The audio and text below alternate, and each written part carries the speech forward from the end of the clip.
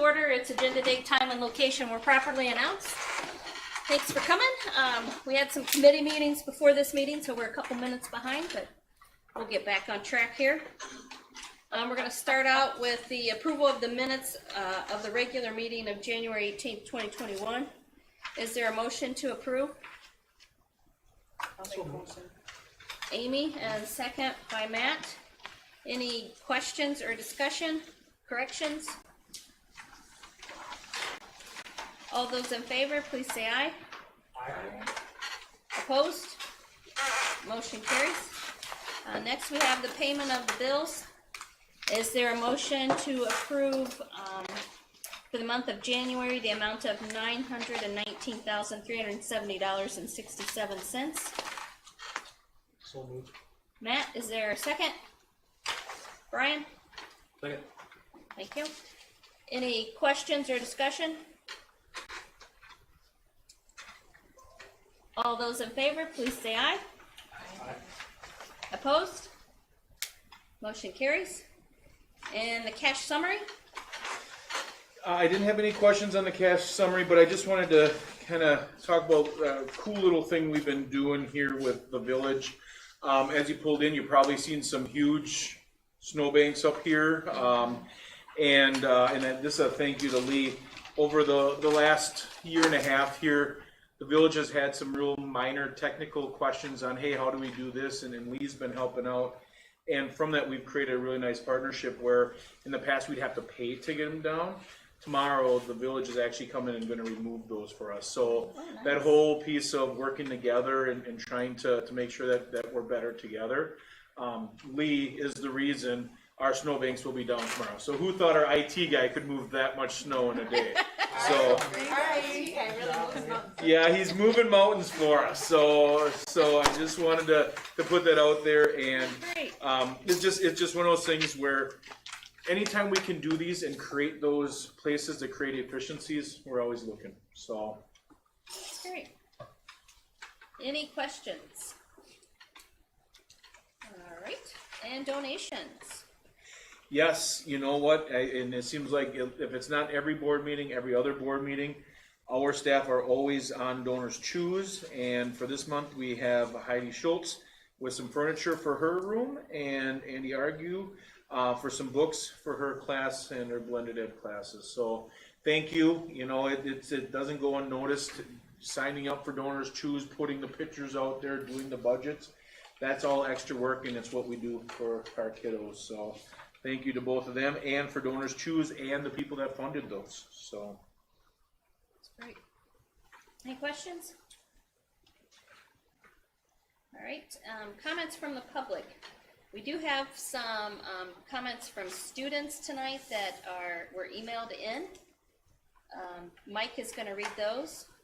And because they're students, I'm going to keep the names off of it, Okay. just to kind of share. And all these have to do with the discussion later on about AR Fridays and what we're doing as far as the COVID piece. So Before you get started, I know we have those. Do we have any others?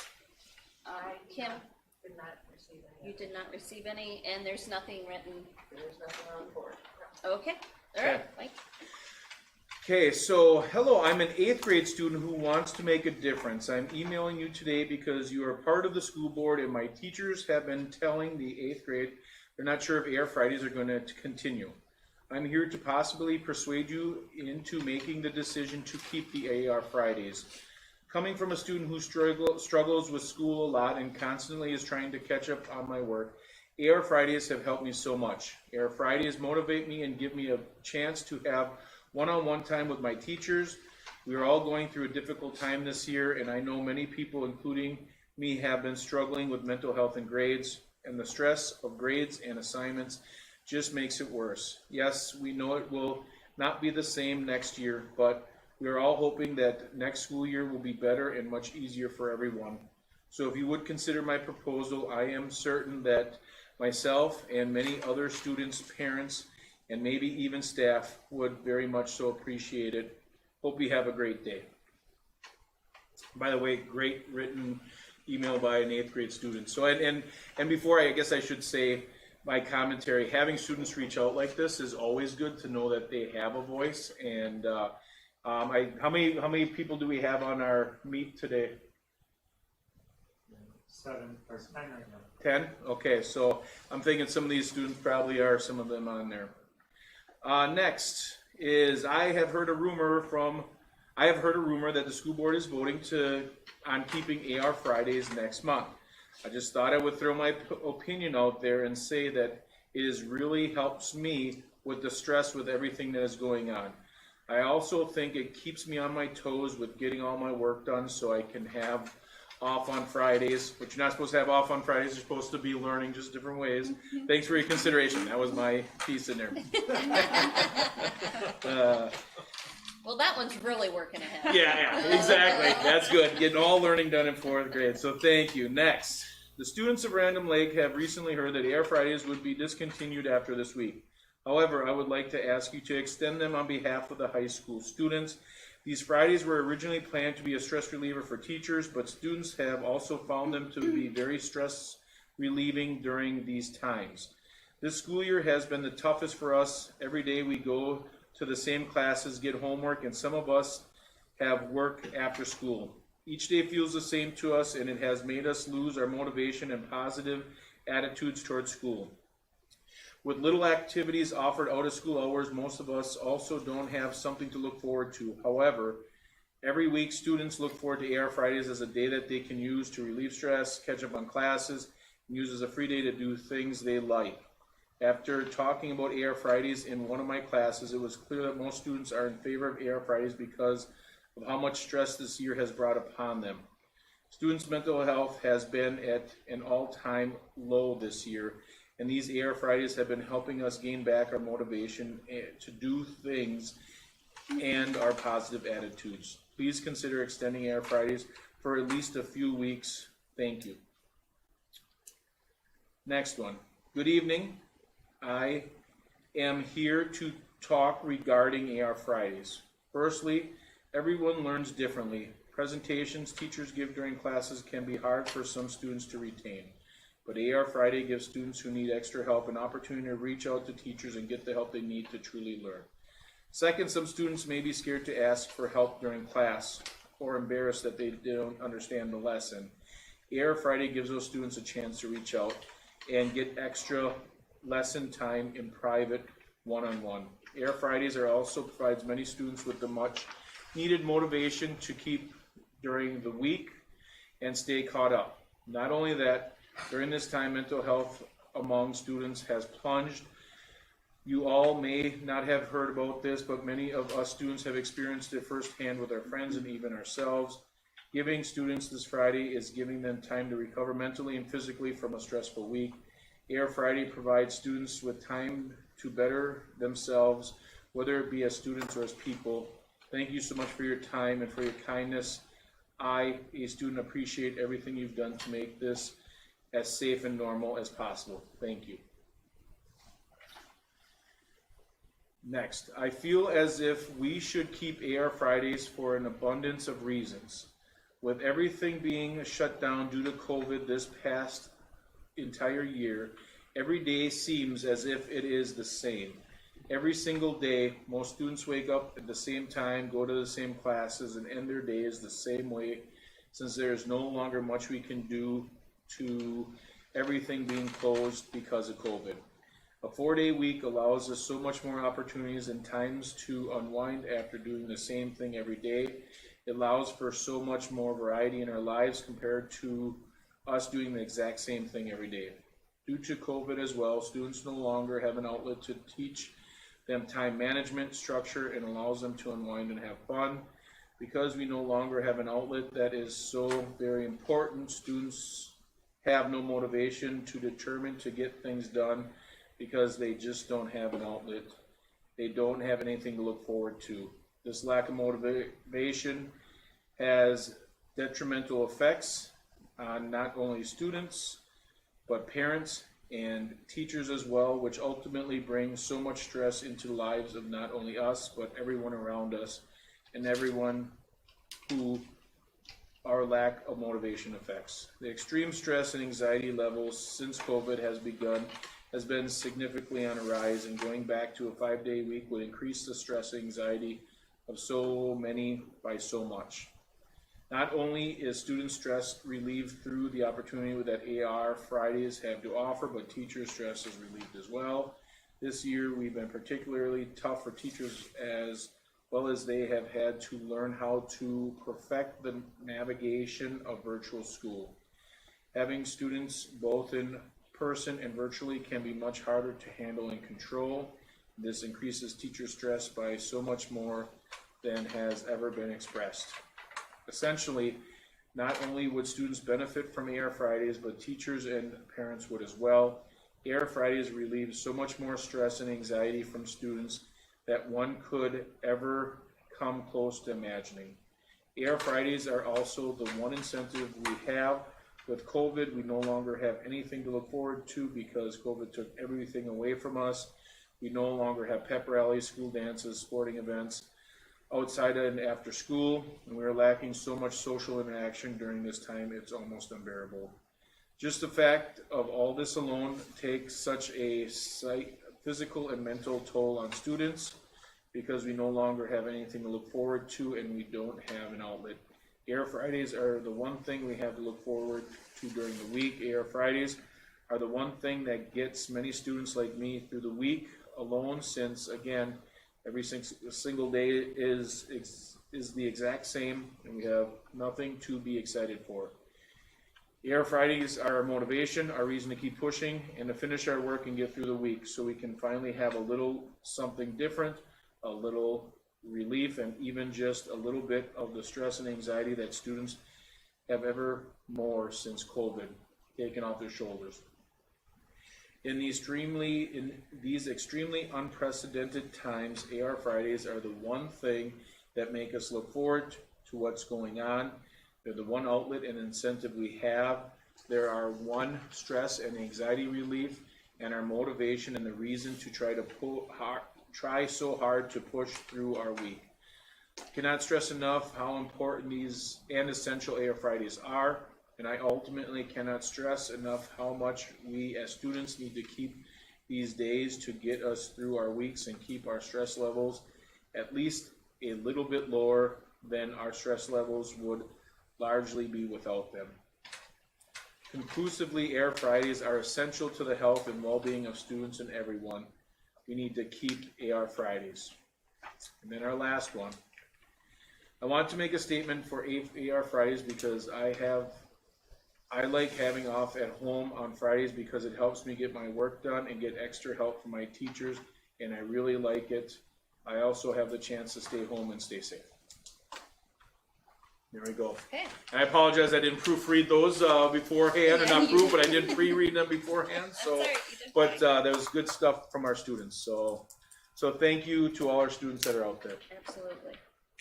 Okay, and we will be talking about AR Fridays later in the agenda. Yep. Okay, and we have no other comments from the public, so move on to building reports. Hey, let me get you off of mute here. And then, are we pulling them up? There we go. Okay, go ahead. All right, it's up to me to start, but my anxiety level was that I turned on my computer at home and it decided to do an update. So I am on my phone and I have the first 2 bullet items, and I believe, well, hold on, I found Tim's board meetings. There we go, let me open it quick. To err is human, to really follow things up requires a computer. For strong classrooms, our mid-year diagnostics have been completed, and I don't know, I'm kind of giddy with these because we use Exact Path, and in 8th grade, Susan, what is the program that you guys use? It's an Aspire product. Interim. ACT Yep. interim. Well, when we started off the school year and we took our initial diagnostics, the word gap became something you heard in every meeting, in every classroom, because where students entered our school in September was not where they typically would enter in a typical school year, and anything but typical for this school year. But when we took our mid-year diagnostics, and the information is going to be, if you got your AR or AGR report from me, the information is phenomenal. And if we look at the lowest quartile, for example, of our students, and those would be the students that scored in the 1st through the 24th percentile, or the 25th percentile, on the diagnostic screenings, we have had every single grade level dramatically move up. And by up, I mean the number of students that are in the lowest quartile many times has been cut in half, if not down to a third of what it used to be.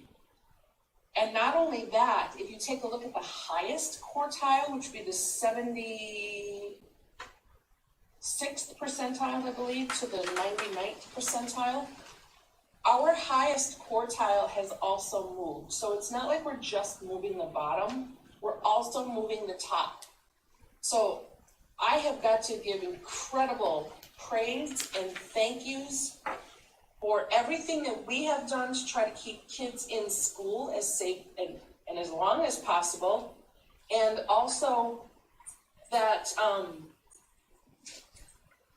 the work that we have done, sorry, my dog has just decided to join us. The work that we have done has shown incredible student growth. So shout out to the teachers, shout out to the kids, shout out to the parents, and shout out to you as the board for helping us make those correct decisions, because our students have grown. And I'm sure Susan can echo this. Our students have grown tremendously in half of a school year, and I am so looking forward to seeing what the scores look like at the end of the next semester, because I couldn't be more proud of every single one of the students and the growth that has been made. So focusing on our power standards and really digging our heels in to teach and close those learning gaps. And we've done a darn good job. So that's my first point. It's a long point, I'm sorry, but I'm beaming with the scores that we got. Another little celebratory item. Last week, we celebrated the 100th day of school, and if you didn't get a chance to see the video that was created with all of the kids celebrating the milestones that they have achieved in those 100 days, more power to them, because we made 100 days and we're trying to make this school year as normal as possible. So congratulations on 100 day, and again, congratulations to you all for making those decisions that have allowed us to get to that 100th day successfully and move forward from there. Susan, next bullet.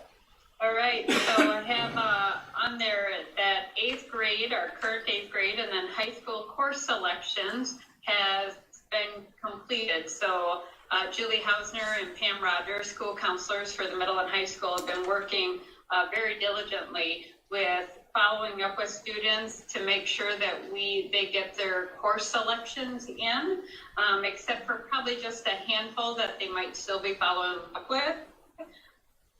We have their selections completed at this time. And so that leads us into then now middle school will open up for their course selections. So our current 5th through 7th graders will start their course selection process. For our 5th graders, what they get to choose is their music course. So they'll be looking at band, choir, or both. This Thursday, Mr. Miller will be working with, he'll be doing presentations. Actually, the high school students will be meeting with all of our 5th graders to talk about band, show them the different instruments, do some playing, to just introduce them to the world of band. And then they'll be making their selection next week. Our 6th and 7th graders will be making their elective selections. So Pam has been, this week we'll be doing presentations with them about what are all of our course offerings, especially for our 6th graders, because this will be the first time that it opens up their choice. So they'll have a lot more choice with the types of elective classes that they can choose to take. And so then next week, all of the kids, Pam again will be going into the classrooms and they will be making their selections through Infinite Campus. So last week in our parent newsletter, the course selection guide was shared with parents, and that'll be shared again this week along with any other information. So I just wanted to share that so that way our parents can be reading the course guide and having those conversations with their kids about what potential classes they might be interested in. Last bullet point, parent-teacher conferences are this week for the middle school and high school. So tonight is the night for high school for third quarter, and middle school will be Tuesday and Thursday nights. So the teachers have been sending out emails to parents, families, inviting them to attend virtual conferences with them so that way they can talk about how their children are doing. And I'm just gonna piggyback on that, elementary parent-teacher conferences are also this week and next week, with the majority of our parents attending virtually again. If I move on to strong culture, I feel like I'm a celebration queen this time. We have had the opportunity to celebrate not only our school counselors during School Counselor Appreciation Week, but our school bus drivers. And let me say how wonderful it is for us to have school bus drivers as a part of our regular school team. It is just phenomenal.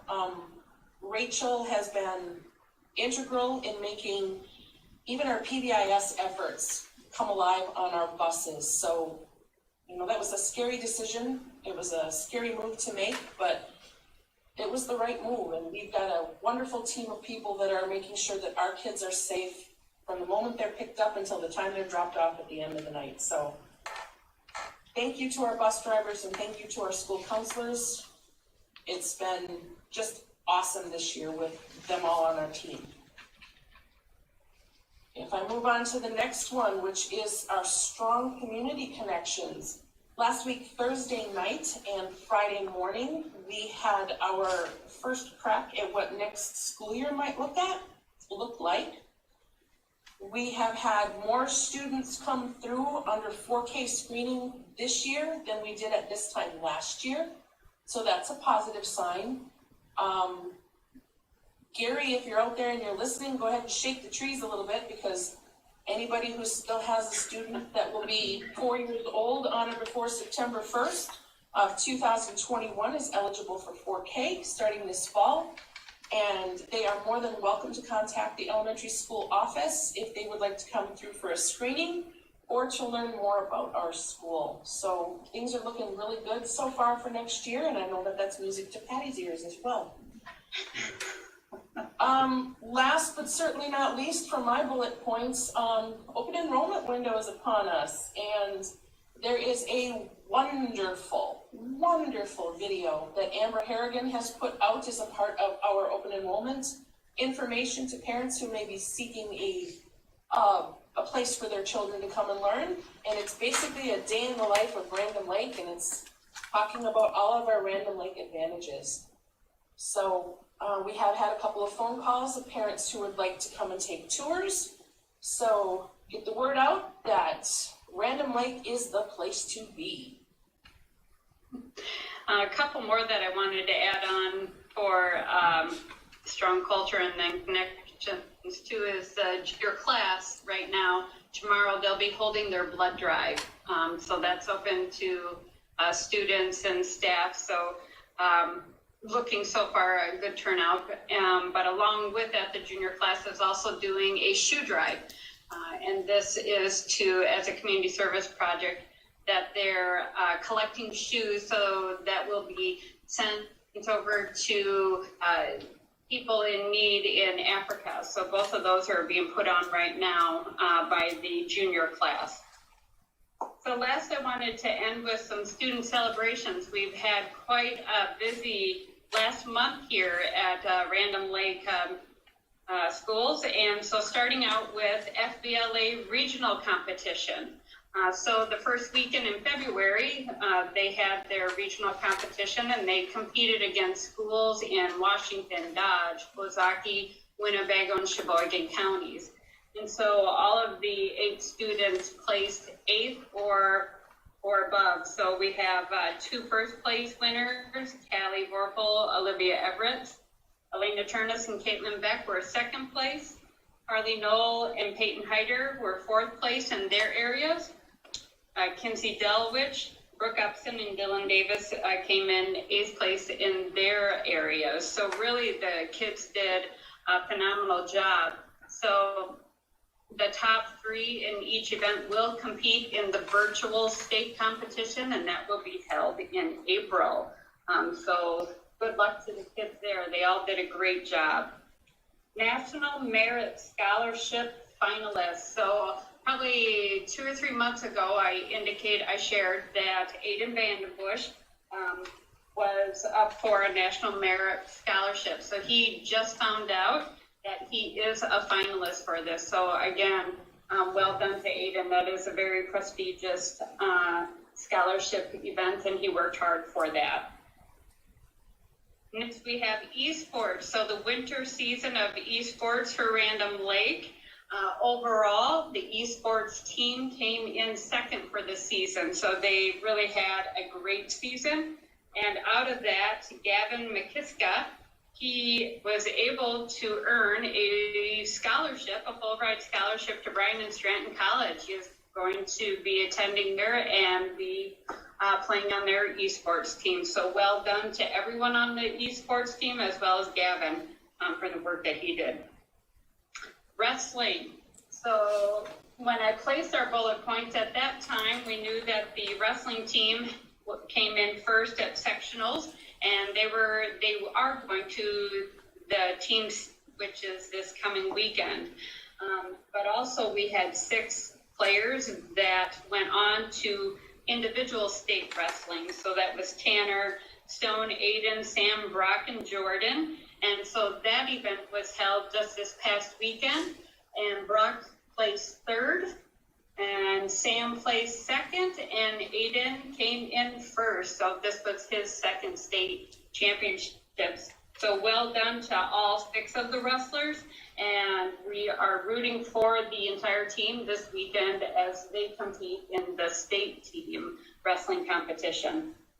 And then last, I wanted to end with the middle school spelling bee winners. So we had our spelling bee competition. This was about 3 weeks ago. And so here we had our top 3 winners. So we had Jordan Young, a 5th grader. He came in 1st. Cheyenne Nobles, an 8th grader, came in 2nd. And Mason Casper, a 6th grader, came in 3rd. So well done to all of the students. They did really an amazing job in the spelling bee. And those were our 3 winners. And that is all. And if there's such a long list of celebrations. There's a couple things I just want to kind of highlight here that are on its own huge things. So first of all, I just want to re-highlight Aiden Vandenbush as a National Merit Scholarship. I've been an administrator now for 15 years, and Aiden's only the 2nd student I've known that ever got to this level. So this isn't something, this is something that across it, and I forget the percentage, but it's like 1% of students in the nation get to this level. 1.5. 1.5. Yeah. Thank you. So just to know, talking about a Random Lake advantage, yeah, in Random Lake you can get to this point, and Aiden and his family have worked hard to do that. But how cool! 2, a full ride. I remember a few years ago we started an esports team and have done pretty well in state. Now we have students getting full rides to go to college because of esports. It's crazy. Crazy to think about that kids that may not have thought about college now are going because of their gaming ability. There are some people that chuckled. I'll go back, and some of my friends chuckled at me 3 years ago when we said we're one of the first in the state. Now our kids are paying. Now they're getting paid back in spades by doing that. And then 3rd, And I just wanted to share too that, shout out to Lee Itzen for starting that, organizing it, and coaching. He really puts a lot of work and effort and true excitement for the kids. Actually, one of the families that's called and has asked for a tour of our school is especially interested for one of their children in our esports team. So congratulations. And then the last thing, and I don't think we can say it enough, our wrestling team, we know what we have in our wrestling team. We have phenomenal phenomenal coaches that work with great kids. But you know, when you start look at those three things: National Merit Scholar, academics, Esports, you know, different kinds of competition, and then our athletics. Those are the things we're trying to get out there. So I'm proud of everything that's on here, but those are some things that there's some districts that would die for any one of those, and we have 3 in the same month. So pretty cool stuff. That's great. You know, even pretty awesome staff too. I mean, Ruth Glemboski was a Herb Cole nominee this year, and even though she didn't make the finals, she got pretty far in the selection process. So congratulations to Ruth too, because it takes great teachers and great students, and we've got them both. That's true. All right, does anybody have any questions? All right, lots of great news. Love Yes, yes. it. Board committee reports, budget. What did we talk about in budget? That was defeasance. Oh, the defeasance, yeah, Yes. the word that I used. What does that mean? We decided defeasance seems like a word that smart people make up to say to you, like, oh, you don't know what that means? You've never defeased? So we'll be discussing Take to the that. bank. Yeah, We'll be yeah. discussing that next month more. We'll be bringing that to the board next month Okay. for official, yes. Because we had a presentation back in August Yep. last year, Yep. and I don't know if you guys remember that, if you were defeased or not.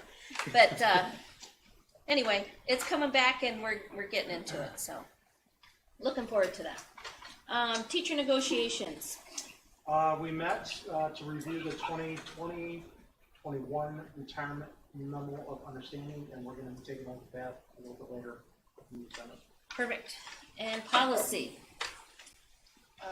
We went through the first reading, and it looks like we'll be going through that later in the agenda. Okay. We have the gap reduction presentation by Mrs. Mountain. Sandy, tell me your laptop's up and running. My computer's up and running. Yay, that's good news. I'm still on my phone though, so I can read it from my computer. Okay. I was gonna say she doesn't have this You should memorized. have received an attachment, which is a requirement of the AGR grant that we get from the state. AGR means Achievement Gap Reduction. And for those of you that have been around for years and years like me, it used to be called SAGE. As a matter of fact, our 5-year contract with the state for AGR does come due this June. And I have recently submitted an application for a new contract for another 5 years with AGR. AGR allows us to emphasize or recommit ourselves to reducing class sizes, the use of instructional coaches in classes where we cannot maintain an 18-to-1 ratio. And it wants us to be very specific in grades K, 1, 2, and 3, where we are getting a baseline and measuring the academic growth of students in both reading and mathematics.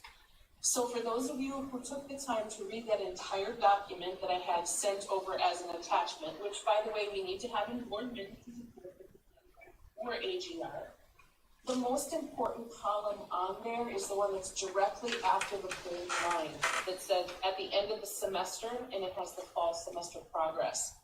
And I alluded a little bit to this in my first bullet point, but for example, when we started the school year, we had 71% of our kindergartners come into us in the area of reading scoring in the 25th percentile or lower. We have dropped that down to 28%. But that's what I'm talking about by these phenomenal gains. And if you go through this document, which I'm sure you all have done at your leisure, you're gonna find that, you know, we've had, like I said, we've cut almost everything in half or more, while we are also raising that top quartile of our students. But this is the grade by grade, how we are making our AGR commitments. Are we keeping our classes to 18-to-1 or under? If we are not, how are we utilizing our instructional coaches to give those kids some additional time? And the third option under AGR, which we do not have access to with our current staffing, would be providing students in classes that are larger than 18-to-1 one tutoring, which we do not utilize at this time. But I do want you to take a peek at that column on the AGR document where it highlights every grade, K1, 2, 3, in both reading and mathematics, where we have got some phenomenal growth. And I am going to upload this to the state, and I even had a conversation with Dave Farnham about this, for those of you who have been around for a while, and his daughter is a teacher now, and their students have not set foot in the school building until last week. And I was talking to him about the gains that we had made in one semester of school, and he was floored. So, you know, it takes a lot to impress Dave sometimes, but not only was Dave impressed, but I'm very impressed. But I would love to entertain any questions you have about our participation in AGR and about some of the scores that you see on that document. Again, I'm pretty darn proud of everybody for this. Sandy, would our AR Fridays not count as the counseling or mentoring, the one-on-one? No, because we offer them to everybody, not just those classes that are over the 18-1. And that's coaching for the staff. Yeah, coaching and mentoring for the staff on the classrooms. And how many I mean, what's our average class size K through 3? Kindergarten, we are 21 each. First grade, we are about 21 each. Second grade, we are about 17 each, and there are 3 of them, so we are AGR compliant at the 18-1 for second grade. Third grade, we are AGR compliant. We are at about 17-1 again. So those are our AGR classrooms. Fourth grade, we go back over 20 again. So we have 2 grades that are 18-1 AGR compliant and 2 grades where we are utilizing additional instructional coaching time to be AGR compliant. Thank you. Yeah, You know- those are pretty exciting. Yeah. These numbers here, wow. They're fantastic. Yeah. And to see, I'm so excited to write this out. I'm like, oh, I haven't Yeah. uploaded it. yeah, I as soon as the graphs came out, I got to see them probably like 2 minutes after that they got hot off the press. But Oh, yeah, I was on the phone, Mike. You Yeah. gotta look at these. And you know, the thing is there's always been this kind of narrative in educational. We're always doing stuff for the students that are struggling. What about the students on the top? I mean, you're seeing some of this that we've quadrupled. We have more students on the top that are hitting that top percentile rank, that top quartile. That means that whatever is happening in the classrooms are helping students wherever they're at. And that's the piece that we can look anybody and say, we're doing this. And if you're struggling, we have ways to help you when you're struggling. But when you know this stuff, we have ways to extend you and get you to that next level. And that's a pretty cool 1-2 punch right there. Yeah, that's very nice. I remember when I was looking at sending my kids to school here, Sandy sold me on the SAGE program. So is that something that we use as a marketing tool? I mean, obviously it's called AGR now, but I mean, is that something that we are, talking about when we're, these parents are looking for small class sizes? And I don't know if everybody in the surrounding school districts is doing this, but it makes good sense to me, and everybody wants their kid in small class sizes and I believe our new marketing in our pamphlet talks about the average class size in our district. It doesn't necessarily emphasize the elementary participation in AGR, but if you take all of the students and all of the teachers that we have, Mike, correct me if I'm wrong, we're at about 13-1 as an average. I think this year was 15-1, but yeah, which is a fantastic number. And I think that's our first bullet. If you open the sounder and look at the random lake, the first bullet is our low class sizes. And because that's coming from systems that we had classes with mid 30s and 40s, we don't even touch that. Here a big class is 20, and that's why we're able to. We put a lot of resources into our classrooms, into our staff, and that's why we're able to meet students at their level. So yeah. Core classes. Yeah. Are other school districts in our area doing this program as well? Who else is doing the AGR? All of them are. What? A couple of our neighboring districts are a part of ABR. A few years ago, a bunch of districts got out of it because it can't. There is resources that go into, because you know, in a school district our size, there's some times where we need to add another staff, and by adding that staff, we go from 22 in the classroom down to 13. So there are some times that it can be financially. Yeah. So the nice thing is they've given us more freedoms with the coaching. Coaching is something we bought into. We have some really great coaches that are working with our teachers that are talking about the systems we're trying to put in place. And we're able to still keep these class sizes, you know, between 17 and 20 in a lot of areas. So we're still within that compliance. To add, through the process of creating our next contract, which they call it a contract, it's kind of a grant agreement. I was able to utilize a representative from kindergarten, first, second, and third on a team to look over the data on the grants. So our teachers know what this program is, and they know how it's supposed to be used and what requirements from scheduling and the amount of time that they need to spend on ELA, which is 90 minutes a day, and math, which is 60 minutes a day. They know this, they appreciate this, and you know, we do have teachers that have come to us from other districts that are like, really? This is how many kids are in my class? Wow. They're talking about how much more time they can spend on individual student attention than they did when they came from a class of 30 plus. Definitely an advantage for us. Does anyone have any questions? Any other questions? All right, thank you, Sandy. That's great. Next we have the COVID and reentry update discussion.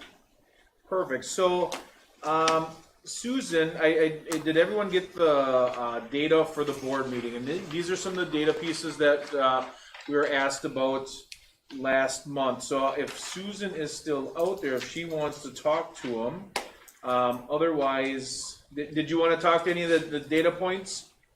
Sure. Well, sure. I just wanted to share with you because we've been keeping track of our AR Friday stats. So I've been tracking at the high school and the middle school the number of students that are requested, and then just our attendance rate. So I just want to share those with you to let you know that there are a fair amount of students being requested for the purpose of reteaching, extra help, also review, and we also have teachers at the high school and middle school. They request their whole classes because they want to keep the continuity of the instruction going as well. Natalie Weeks, I know she has requested first semester Cat Bio. She's requested her biology classes, AP Euro as well. So I just wanted to give an idea that it's just not all individual students, it's also classes that are asked to attend as well, so that they can have further instruction. Then I wanted to take a look at, one of my thoughts was, are the AR Fridays, are we having an impact on decreasing the number of individual Fs that students are receiving? So I had reports run from last school year, quarter 1, quarter 2, quarter 3, and quarter 4. You can see those there. Quarter 4, we were full virtual. Quarter 3, we went virtual with, I believe, a week and a half of quarter 3. So we were in session, I would say, primarily quarter 1, quarter 2, and quarter 3. So those are the number of individual Fs that were given out to students at the high school. And as you can see for 2020-21, this school year, for quarter 1, cut in half, quarter 2, an incredible number there. And I really think that the AR Fridays have been a huge support in decreasing this number. And then the survey results, I did send out a survey to our students, staff, and parents. And on the survey, it was about scheduling, but on the survey asked these 2 questions specific to AR Fridays. And the first question, looking at this school year, first, have they been productive? And do you see value in adding AR Fridays a few times throughout the year? So you can see those responses there from the student, the staff, and the parent. I sent out a survey on Friday to our high school students and had over 160 responses, and it was one question. Do you see value in keeping AR Fridays through the month of March? And that survey, there overwhelmingly it was 97% yes from those survey responses. So just wanted to share a little bit about the data that we're going to continue to track with our AR Fridays and the impact on that, and then also the feedback from students. Okay. Any questions about those results? So then I'll kind of share a little bit of moving forward, and I can tell you my thoughts about moving forward have shifted since Friday. One of the things, we've been hearing a lot about AR Friday and the failures. I do want to say for our young, I think the effectiveness of virtual Fridays increase as our students get older. And I think some of our youngest students, especially our kindergarten, first grade, second grade, when we talked about what we wanted to do for the month of March, it was actually my expectation that we would be 5 days for all students moving forward, and as long as the numbers went down. Between some of what the students have said, between some of the successes, and this is what I want to talk and have a conversation about. The administrative, what our suggestion is to move forward is to do 5 days a week in person for elementary, and for the month of March, continue academic resource Fridays as they are. And with the expectation for our students that are struggling because they've seen the success, give us another month to get them mentally ready, so when we're done with spring break, they know we come back and all things stay the way they are, go 5 days a week in April. And I can tell you that stance changed since Friday, because Thursday I really thought I was going to come here and say do 5 days, and I can say I see, as you can read here, hearing from our staff, I think there's some students that have embraced what we gave them and have found success in what we gave them, and now are concerned about taking that away. And I think that stress is going up as our students get older. For our little kiddos, I think they want to be here 5 days a week, and teachers want to be here with them too. So I've always I've said this to Susan and Sandy the whole time. I wanted to be very consistent that we're doing the same thing. It seems to me this might be the time to transition differently with that goal of getting to 5 days. So you got to see the good, the bad with that, and now I kind of throw it to you and have that discussion. What do we think? What do we do? What have you heard? Parents, what are you feeling? That's your job here is to get that climate, and what are your thoughts? So are you thinking full-time starting the week of the 5th of April? So spring break. I don't know where spring break falls. Yeah, spring break is that last week of March, first week of April. So Good Friday, the second, Easter Sunday for come back to the school Monday, or are you all? I believe 5th is a day, I believe that's a staff development day, so we'd be coming back on the 6th.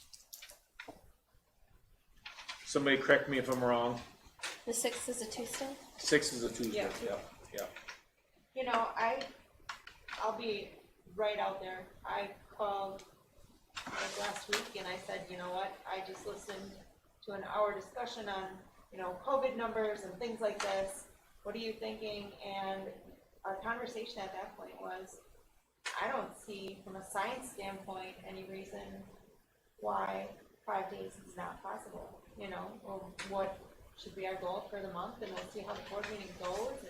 And I was ready to say yeah, but listening to this, it's nothing changes as far as the kids are concerned on March 1st. So for them to cry out for this help, it's hard not to think about that. I've had several parents contact me that they feel that the kids, I mean, it's been great for the kids. They had all of December and January and February with 4 days a week, right? It's awesome. They've had this extra time, but, you know, at some point you have to get back to reality and get back to, you know, doing the 5 days a week, and they feel like they've had enough time. Some of them sit around at home and play video games, and who wouldn't want to do that, right? You know, like you've got the extra day off, you got your work done, maybe you worked for it, so take your time off on Friday. But I've had a lot of parents complain that, you know, there's lots of other districts in our area where they're 5 days a week, and they have been throughout this whole thing. You know, we've given them 3 months to have this, you know, it's awesome for the teachers, it's awesome for the kids, but then what if we come back next month and kids are saying, oh, yeah, well, you know, it's great, I love having Fridays off. I mean, what if it's all of March and all of April and, you know, we've only got a month left of school, you know? So, I mean, I feel like they've had 3 months of Fridays off, and I feel like for their mental health, it's better for them to be here anyways, you know? Like, they're saying that it's a mental health thing. Well, you know, they have an option to be here and be in school versus when we were shut down, and that was really hard on everybody too, and you couldn't come to school and you couldn't see your friends, and there's not much to do, but one thing you can do is come to school. You can, you know, you can see your friends that way. So I think that to get them all back to 5 days a week at this point would be beneficial.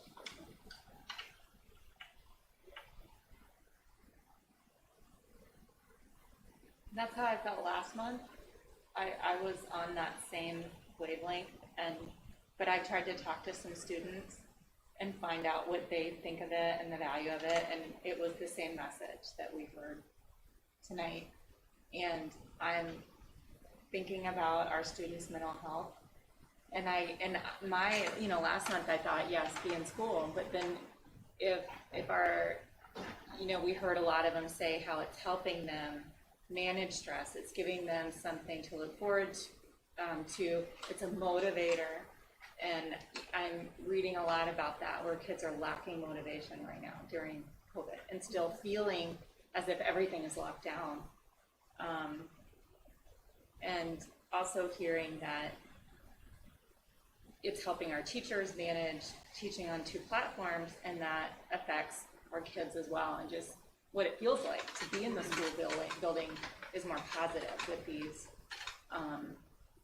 you know, hearing your approach of, okay, this is it, kind of saying this is the last month, so that they can prepare for that mentally, sounds positive to me. I think I did get an email, I think a lot of board members got an email from a parent saying that having the AR Fridays showed a lack of appreciation for the importance of academics and a willingness to undervalue the education of our students. And it's a really strong statement, and I could see how it could be viewed that way. However, we just got the report from Mrs. Mountain saying how our students are excelling. It sounds like they are still meeting benchmarks, they're still mastering objectives, they're where they should be academically according to the curriculum standards. So do they really, I think one way that I heard it tonight, it's if they're, is it important for them to actually have their seat in the desk, or is the importance on academics how much they're actually getting out of the time they are spending in the classroom? Sounds like they're getting a lot done in 4 days, which is quite amazing. It's hard. You can It's go very both hard. ways on this one. And maybe because this last year has been so traumatic on them, that giving them that warning, hey, 4 weeks from now, like, it's gonna go back to normal. We're ready for normal. And maybe because of their age, they need to prepare for that a little bit more.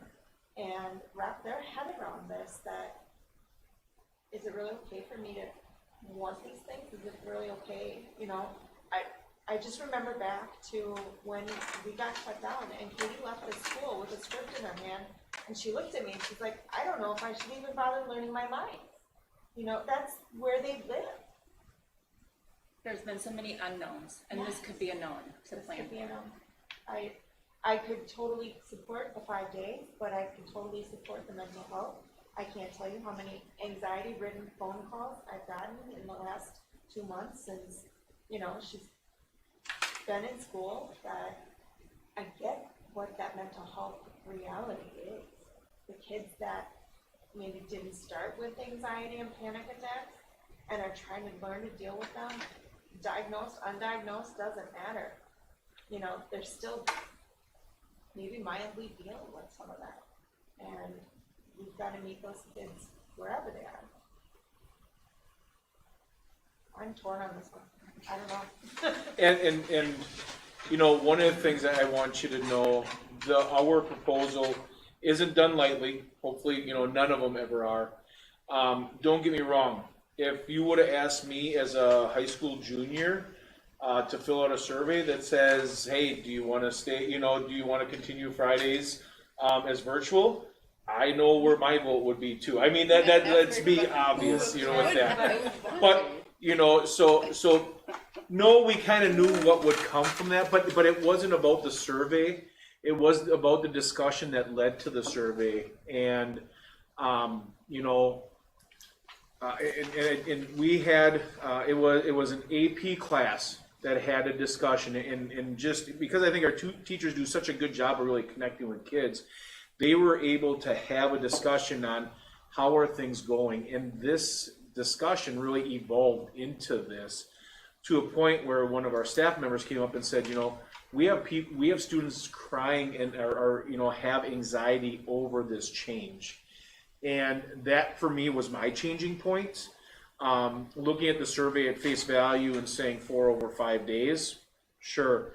But if I have, and we all have kids at home, we all have family, everyone has gone through this, and if we can do something to help alleviate a little bit more anxiety, a little bit more trauma, a little stress, and maybe do a better job of communicating that now we're doing this for our students, but be prepared. April is coming and it's going to be 5 days.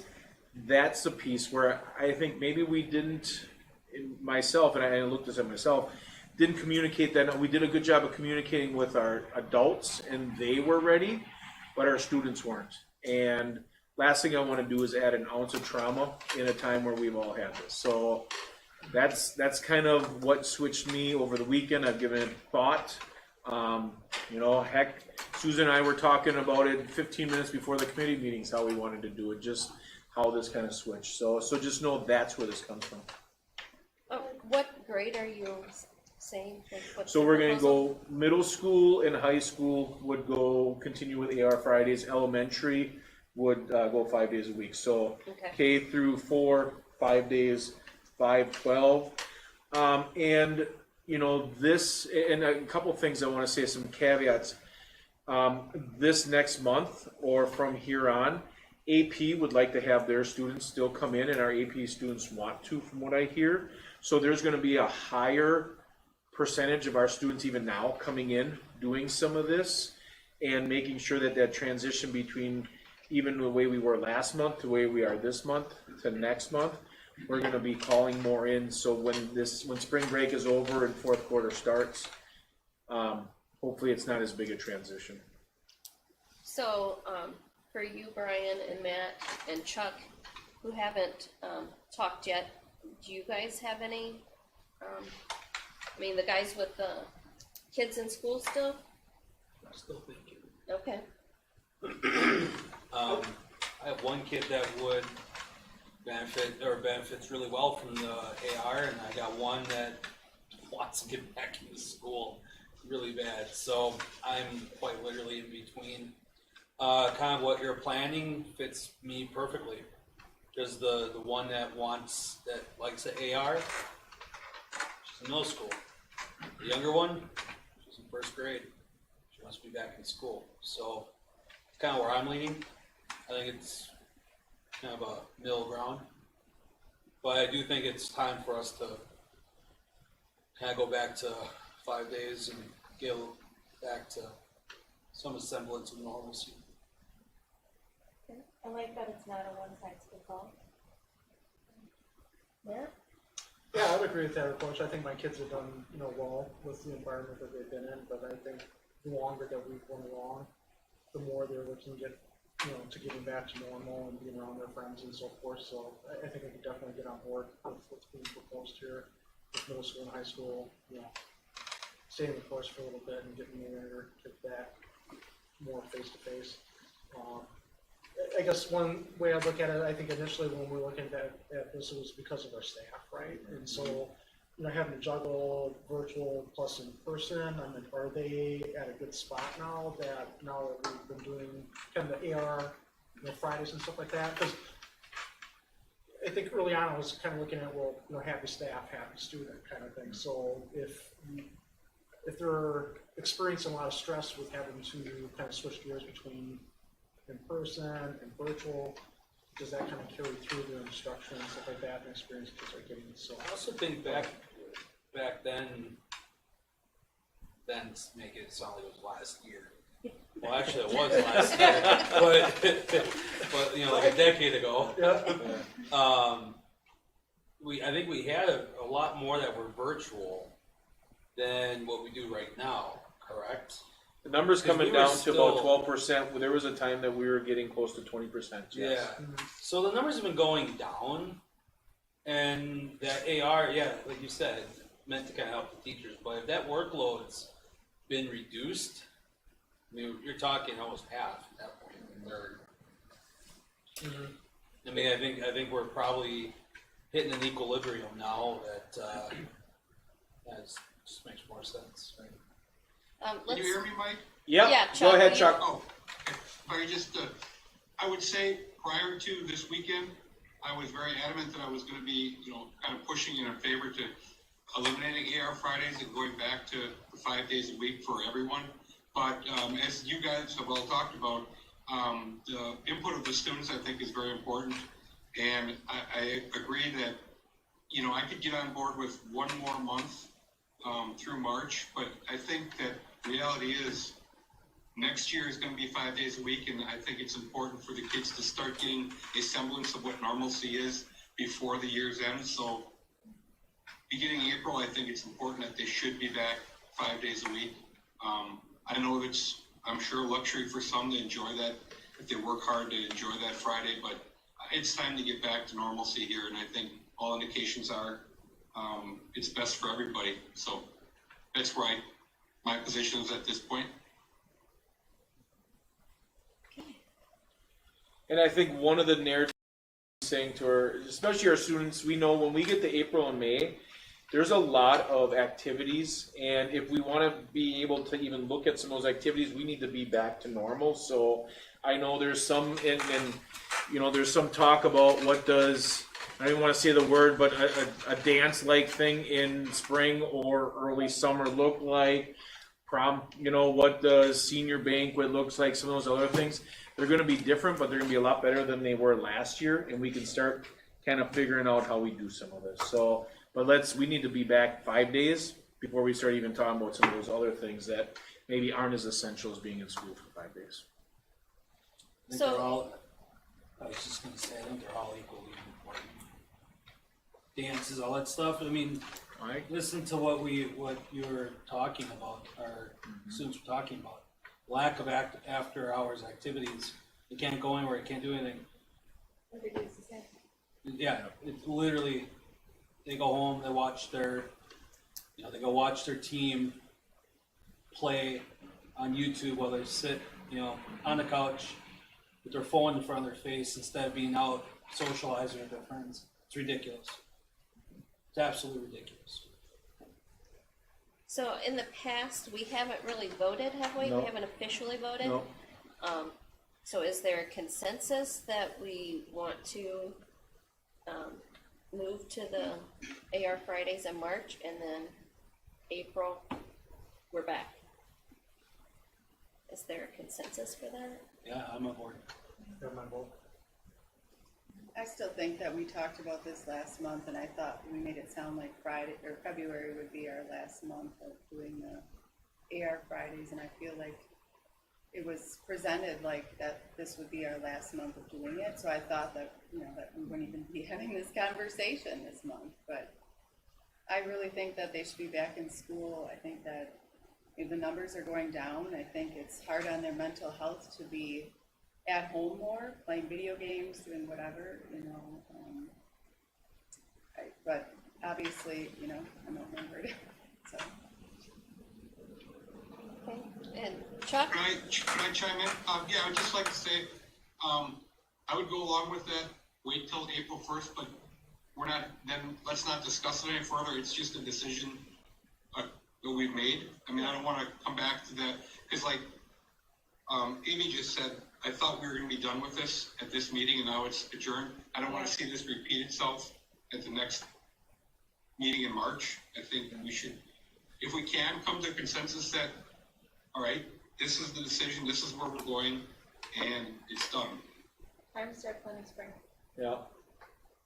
Does that make you feel better, Amy? Yeah, I mean, Okay. yeah.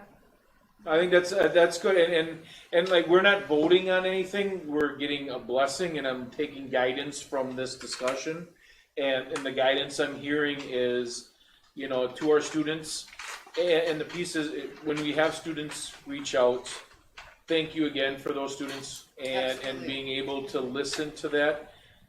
It's hard to go against that, but I think what we're saying is we're listening. And there's not one of these that we've heard said it should be the rest of the year. They said, give us a little bit more time. Hopefully, it's not negative 20 degrees out when we meet again, and it'll be nice, and we're getting outside and we're doing those.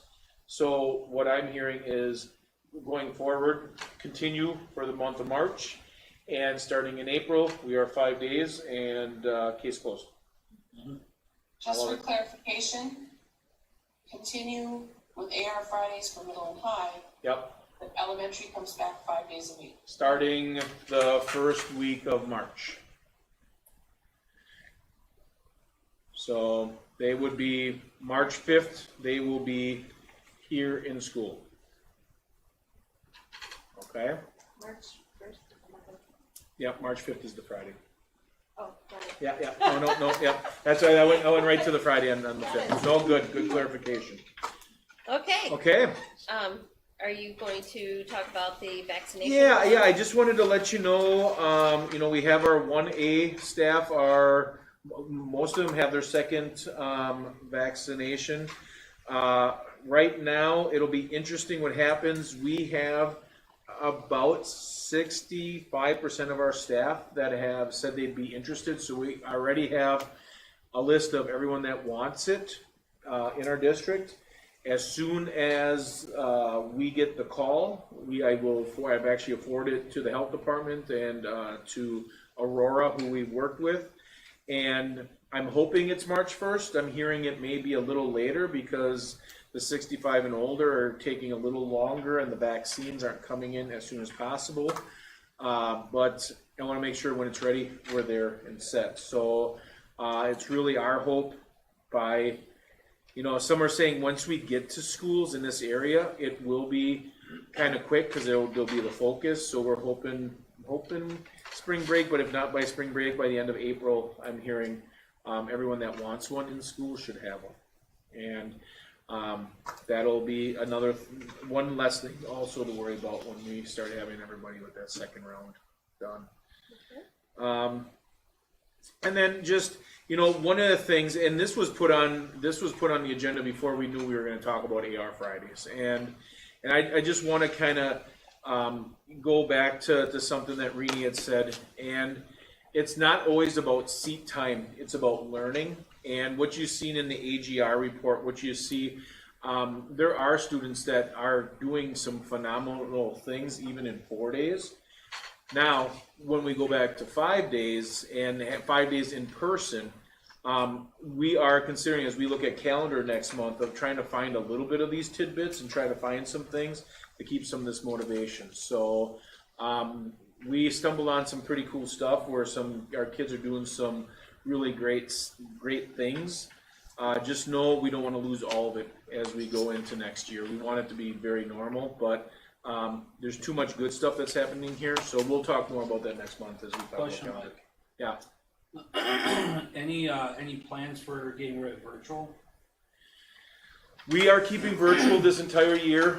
There's some districts that have decided that starting March 1st, you don't have an option, you have to be in.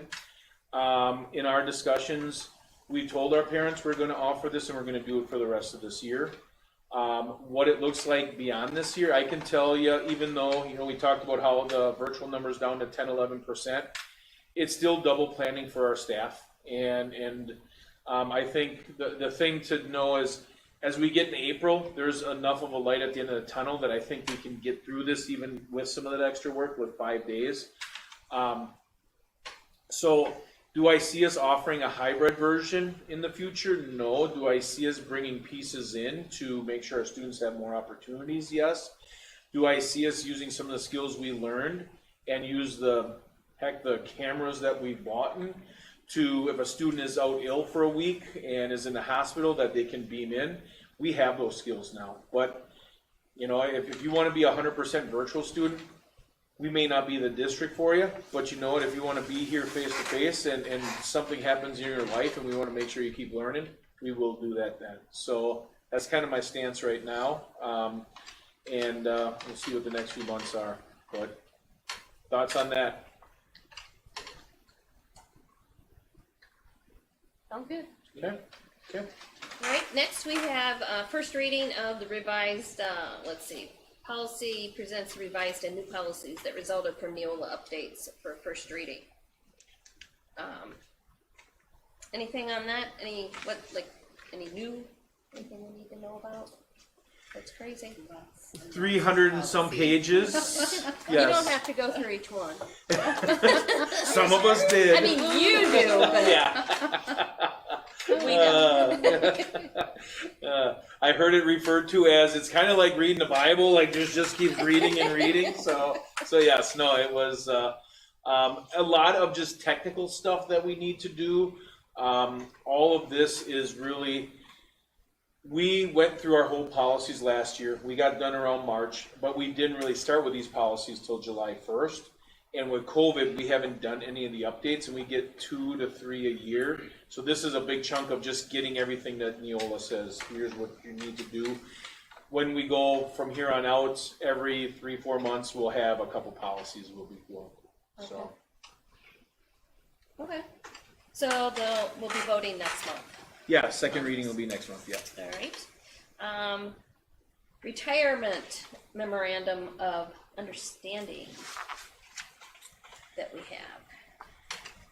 Mike, So I'll hit that. Well, you know, we have a situation right now where we're going into a biennium and we don't know what our budget's going to look like next year. And one of the things that we have done a couple times throughout history is create a little bit of encouragement for anyone that might be interested in retiring. So what we've done with this this MOU is twofold. First of all, we've never had it here, but I've worked in other places where staff that were retiring would be ill a lot in their last year. And it takes away from kids and it does that. So this MOU is for any staff that's considering retiring. If you use less than 10 sick days in that final year, which means you're not going to get your knees done, you're not doing some of those things that happen in other institutions, the district will reward you by sharing some of those days that you didn't use. And we purposely did not, you know, a teacher that's been in our district for 30 years, this isn't a payout of sick days at their per diem. This is at 80% of the teacher daily sub rate. So it's a very nice compromise, and it's an opportunity for some of our staff member that, you know, in some cases, if they don't want to do it full time and want to find something on a part-time basis, this they can take out as a lump sum, or they can take out and put it as part of their HRA and then use it towards health insurance. When we've So- done these in the past, it's never been a cash option, it's just been towards the insurance.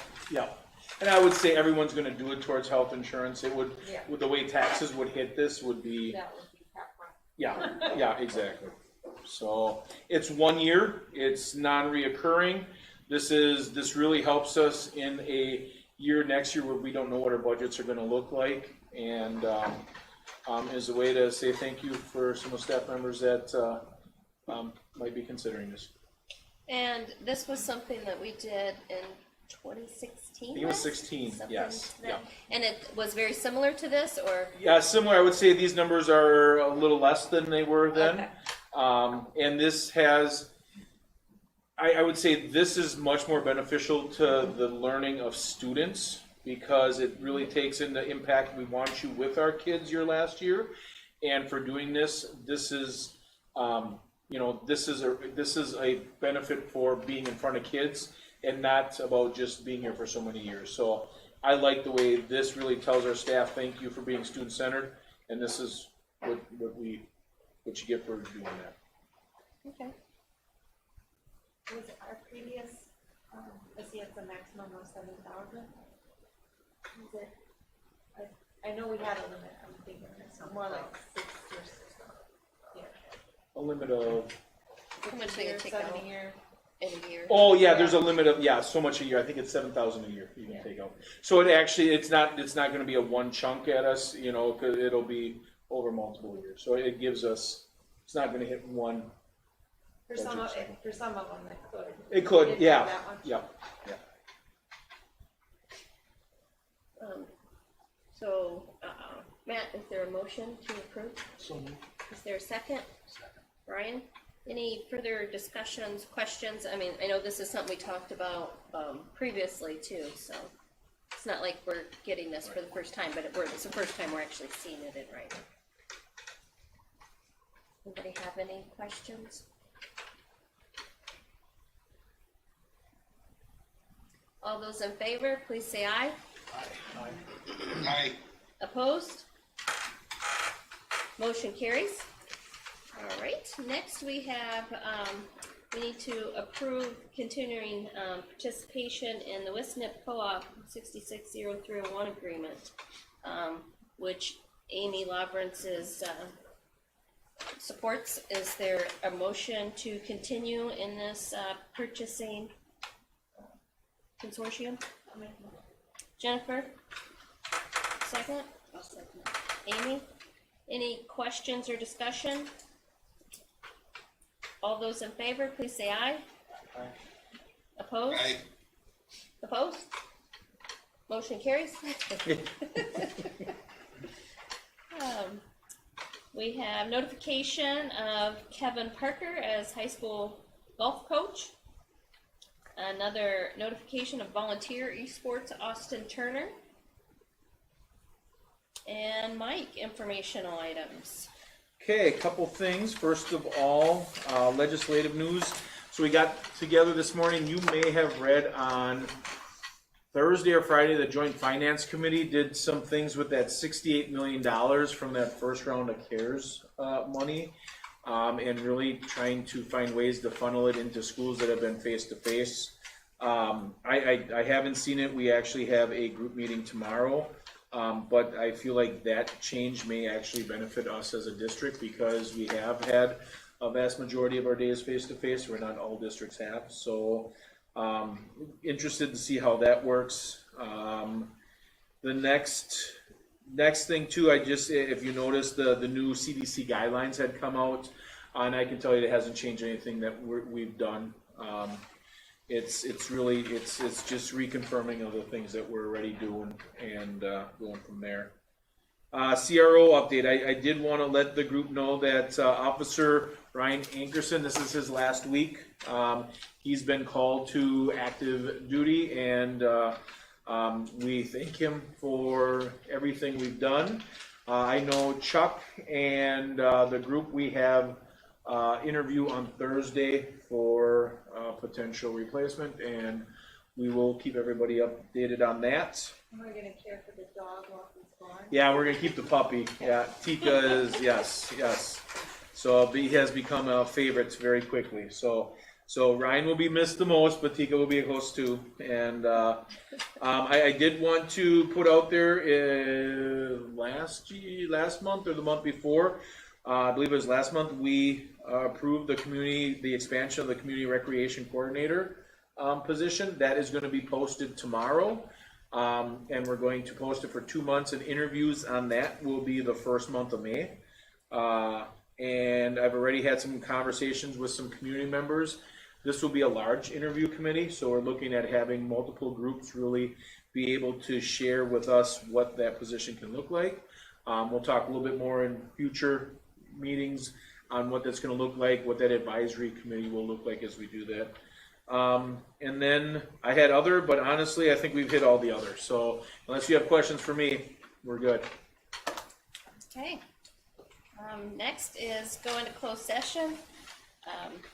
Is there a motion to go into closed session as permitted under Wisconsin State Statutes, Chapter 19, Section 1985 1C, to discuss personnel and compensation matters? Rini, is there a second?